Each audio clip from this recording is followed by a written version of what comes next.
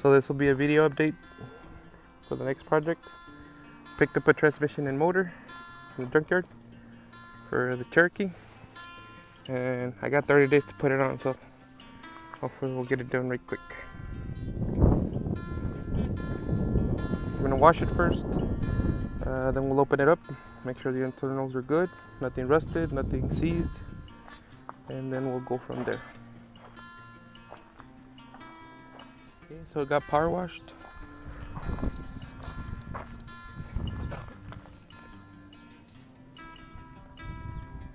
Tried, in case I need to return it, try not to break the seals from the junkyard, so for the pick apart. So now we'll park it inside the garage and start opening her up. Just from opening the heads, it looks like it has water damage, but we're still gonna open it, see exactly what happened, and we'll probably be disconnecting the transmission and trying to look for another one.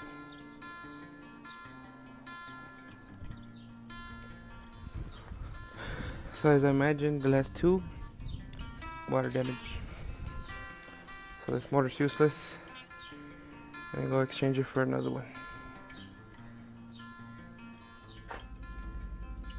So this is from the engine removed. Everything's in the correct place. They'll seem to have engine wear at around about the same location. So crank looks good, no burrs,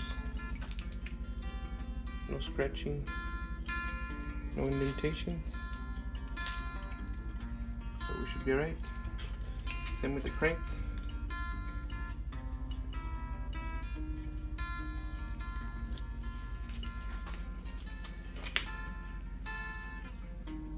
But the bearings do look worn out.